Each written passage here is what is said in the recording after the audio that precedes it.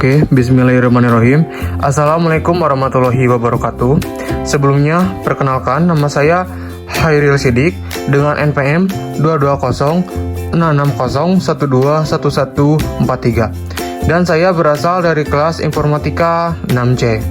Pada kesempatan kali ini, saya akan menyampaikan hasil penelitian saya yang berjudul Analisis dan Evaluasi Kinerja Sistem Instagram dari Perspektif Pengguna menggunakan metode System Usability Scale atau SUS. Penelitian ini bertujuan untuk mengevaluasi sejauh mana Instagram mudah digunakan dari sudut pandang pengguna, terutama dalam hal efektivitas, efisiensi, dan kepuasan. Dan di sini kita langsung saja ke latar belakangnya. Perkembangan teknologi digital yang pesat telah mengubah cara manusia dalam berkomunikasi dan berinteraksi secara signifikan. Media sosial kini menjadi platform utama yang digunakan oleh masyarakat, terutama generasi muda, untuk berbagi informasi dan berinteraksi secara visual. Salah satu aplikasi media sosial yang paling populer saat ini adalah Instagram. Aplikasi ini tidak hanya digunakan untuk berbagi foto dan video, tetapi juga menghadirkan fitur tambahan seperti Reel, IG Live, Shop, dan sistem rekomendasi berbasis AI. Seiring penambahan fitur-fitur tersebut, kompleksitas sistem meningkat, yang menimbulkan tantangan dalam hal kemudahan penggunaan. Evaluasi usability dari sudut pandang pengguna menjadi penting agar pengembang dapat mengetahui bagian mana yang harus ditingkatkan. Dan di slide selanjutnya ada tujuan dan rumusan masalah. Tujuan penelitian ini adalah yang pertama, untuk mengevaluasi kemudahan penggunaan aplikasi Instagram dari sudut pandang pengguna aktif. Yang kedua, menilai skor usability berdasarkan metode SUS. Dan yang ketiga, memberikan rekomendasi perbaikan sistem berdasarkan hasil evaluasi. Dan untuk rumusan masalahnya, yaitu apakah Instagram masih memenuhi aspek usability setelah adanya fitur-fitur baru? Apa saja hambatan yang dirasakan oleh pengguna? Oke, selanjutnya metodologi penelitian. Penelitian ini menggunakan pendekatan kuantitatif deskriptif untuk mengevaluasi kemudahan penggunaan aplikasi Instagram dari sudut pandang pengguna. Metode ini dipilih karena dapat menggambarkan persepsi pengguna secara sistematis dan terukur. Instrumen utama yang digunakan adalah Kuesioner System Usability Scale atau SUS, yang terdiri dari 10 pernyataan dengan skala Likert 1-5. Kuesioner disebarkan secara daring kepada 27 responden aktif yang telah menggunakan Instagram selama minimal 3 bulan terakhir. Dan ini dia adalah langkah-langkah penelitiannya. Langkah-langkah dilakukan secara sistematis dari identifikasi masalah hingga rekomendasi. Proses ini bertujuan menghasilkan evaluasi usability yang akurat dan bermanfaat untuk pengembangan lebih lanjut. Dan pada gambar ke-1 itu adalah sebuah alur metode penelitiannya. Yang pertama itu ada identifikasi permasalahan, yang kedua penentuan metode evaluasi, yang ketiga penyusunan instrumen kuesioner, yang keempat pengumpulan data, yang kelima pengolahan dan analisis data, dan yang keenam investasi dan penyusunan rekomendasi. Di slide selanjutnya ada instrumen penelitian. Kuesioner terdiri dari yang pertama tuh ada profil responden, yang kedua ada pertanyaan tentang usability berdasarkan SUS, yang ketiga pertanyaan tambahan dari indikator UEQ, yang keempat penilaian menggunakan skala Likert 1-5. Dan di sampingnya yaitu ada tabel 1 yang dimana isinya tuh daftar pertanyaan kuesioner, yang dimana saya membuat 10 pertanyaan dalam kuesioner tersebut. Dan ini dia adalah skala penilaian Likertnya. Skala Likert digunakan agar data subjektif dari pengguna dapat dikonversi ke bentuk kuantitatif. Skala ini mulai dari nilai 1 atau sangat tidak setuju hingga 5 sangat setuju. Dan di bawah ini ada tabel 2, yaitu tabel skala skor penilaian.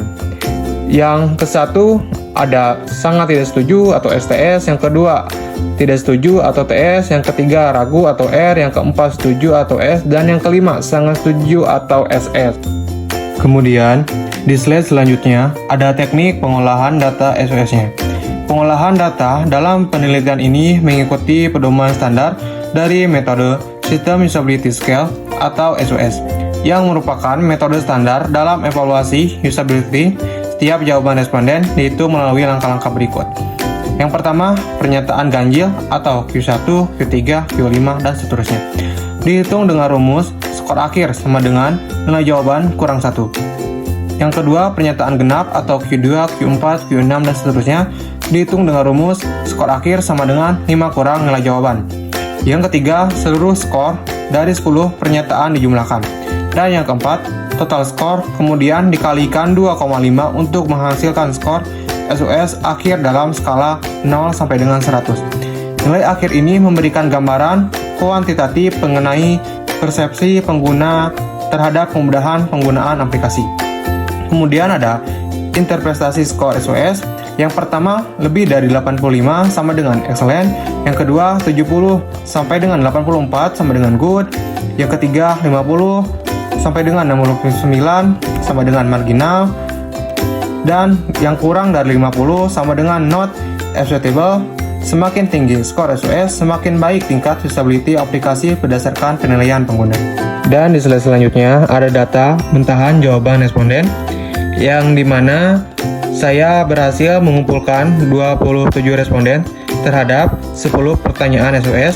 Data ini kemudian saya akan olah untuk mengetahui tingkat usability-nya. Ini dia adalah hasil perhitungan SUS-nya. Hasil perhitungan dari seluruh responden ditampilkan dalam tabel keempat ini. Dengan hasil akhir jumlah SUS sebanyak 1797,5 dengan rata-rata skor SUS 66,57. Di slide selanjutnya ada visualisasi hasil SUS. Diagram berikut menunjukkan posisi skor 66,57 dalam skala SUS.